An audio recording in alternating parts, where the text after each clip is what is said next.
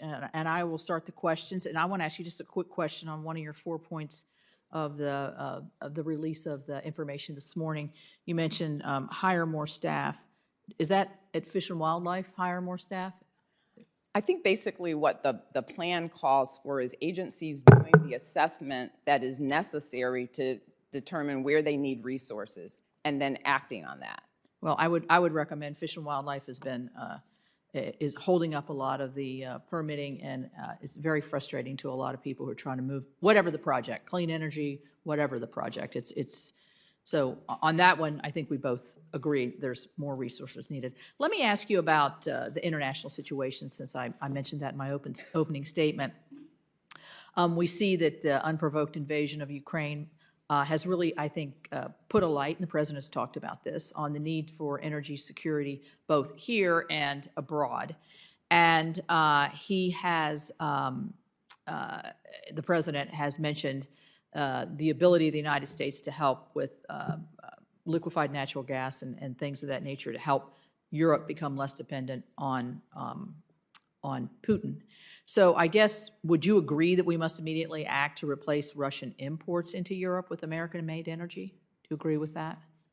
Senator, what I would say, the President has been clear that the Ukraine situation and Russia's unprovoked action causes us to look at our the current crises that we were already dealing with, and the climate crisis being critical to that, to assess how we take action that helps the Ukraine situation but doesn't undermine our overall goals for climate action. Well, I was going to ask next, have you taken any specific actions to strengthen our energy security, increase our domestic energy production to meet this, and export more?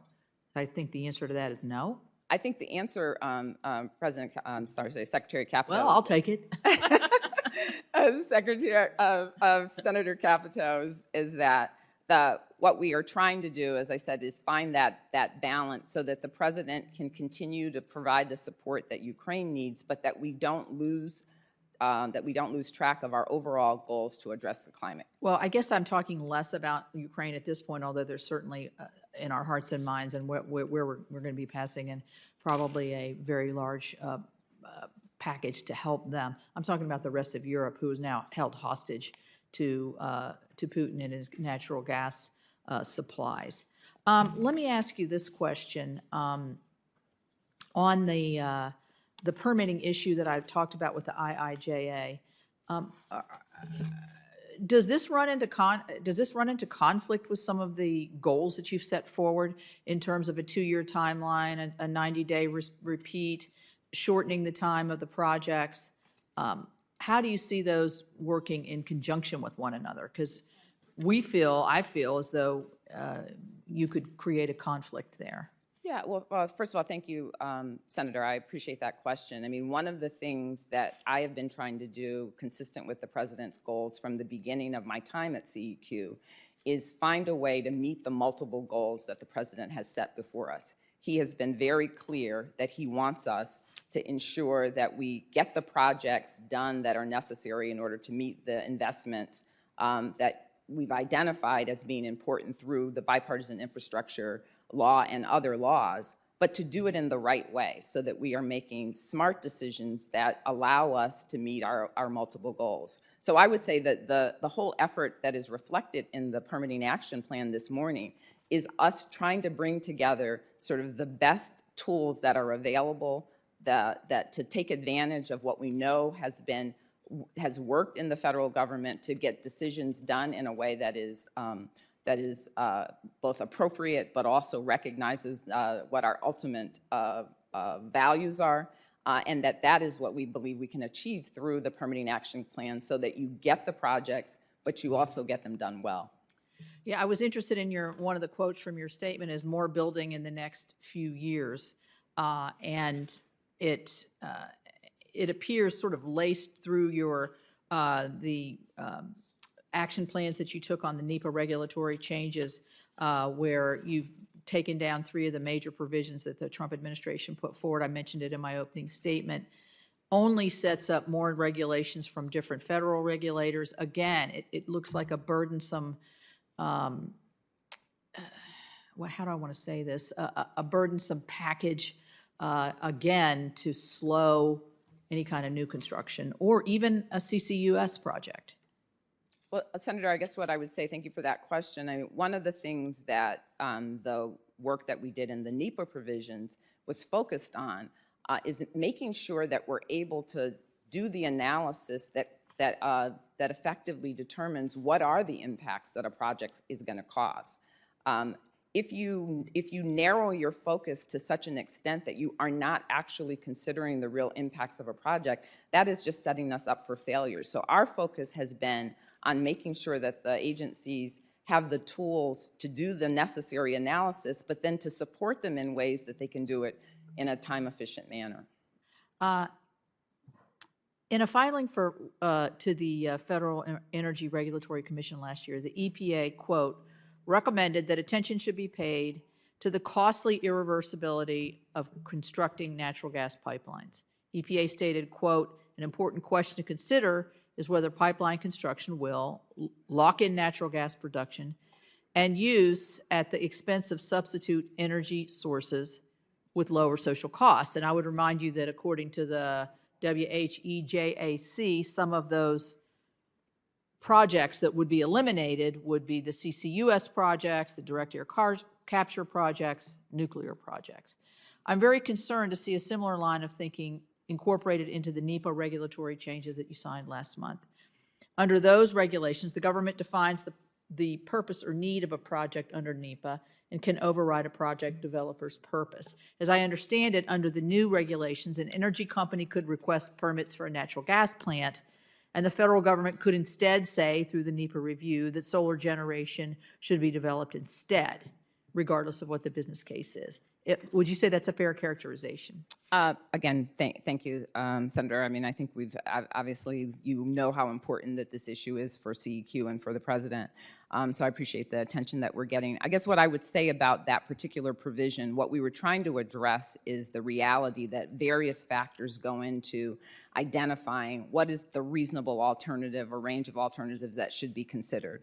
And what the previous administration did is they made a change that made that scope very dependent on what the applicant said it was. And I think all we're saying is that this is sort of a public statement. This is what the agency sees as the available reasonable options that should be analyzed, even if it would mean that this particular applicant isn't the applicant who would do the permit. So I don't know. The answer to your question is the circumstances really would depend, but that sounds to me like that is, that something like that would be different than what I would expect the agency to ask. Oh, yeah, it's funny. From what your explanation was, it sounded to me like the answer to that was yes, that the determination could be made that the applicants or the applicant's idea or purpose could be to provide more power to a certain area, and that the method by which that's delivered through the through that developer's and private entity could shift. But I'll shift to another question here. One of the key project delivery provisions of IIJA, I talked about this, was the codification of one federal decision for major transportation projects. In today's fact sheet on permitting action plan, you state that the IIJA's provisions, quote, enhance efficiency, accountability, and predictability, and will provide the tools needed to ensure timely and sound delivery of these historic investments. You seem to recognize that the critical role one federal decision plays in the environmental rule review and permitting process.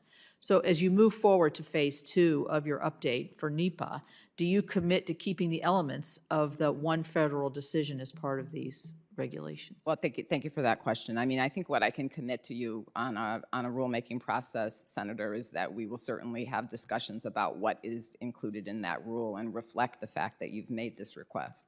I can't commit. I think you really have to follow the law here. Absolutely. The law, it is in the law. It is in the law, and we are following it. I guess what I'm saying is whether it is part of the broader rule that will go beyond what the bipartisan infrastructure law covered is the issue. Yeah, I mean, you stated we're going to be building a lot. If we don't, we're not going to be building a lot if we don't stick with these a lot efficiently. And as we see with inflation and everything else, this is a real issue. Time is money here. And I think it's very concerning. You know, I would like to go to, you know, I come from a state that has economic challenges. As you know, we talked about this. We have communities of real downturn and hopelessness. And the statistics that just came out on drug deaths today, I read 108,000, I think it was, Americans lost their lives. Unfortunately, our state is subject to some of that. I think that a broader view of what's going to bring people out of poverty needs to be taken here by the administration. I understand the clean air and the clean water, and that is what we all want. But at the same time, to exclude a highway expansion, a community might not have a way out. I know certainly in Senator Sullivan's case, in many of the communities in Alaska, they have no infrastructure to move, to progress, in some cases, both on the water and on the transportation. So I think a broader view of how this can open up communities and pull people out of poverty, which is ill health and everything else, drug addiction and everything else that goes along with that sometimes, is what I think a lot of us are trying to make the point that you can't exclude communities who have been treated poorly and that we want to have them treated like the golden rule. You have to have all the options on the table here. And I know you said we got to listen to these communities, and I know you're listening to the communities, but there's conversations that go on with the communities who want to have cheaper energy, who want to have the availability of power costs that are going to be reliable and that are going to be there for them and for their children when they grow up in and around. You know, I'm from a small area. A lot of our folks don't want to move from where they are. So the solutions, I think that's the frustration that I feel as listening to the testimony, is the narrowing of the view of it almost gives me an impression of, I know better what's for you than what you know is good for yourself. And so I would just ask you to kind of take that thought with you as part of my impressions today. Thank you. Yeah, well, so thank you, Senator. I appreciate your making those comments. I mean, first of all, I just want to be clear again. I feel like people are equating all of our views with the views that were expressed to us by the environmental justice advocates. And we believe that those are views that we have to consider along with other views as well. I mean, I think that we're not just limiting what we think and how we behave simply to recommendations. We are trying to make sure that those recommendations are part of the process of thinking how we move forward. But I am making an effort, and I think other members of the administration as well, to get out and reach out and talk to all communities. It's not like just we're simply limited to our experts that are, interacting with us through the advisory council. I think in our interactions with other people, we are listening to other people and we are hearing different views. I mean, this is a big country, and in different regions, people have different ideas about what's the best approach, and I think we're trying to take all of that into account.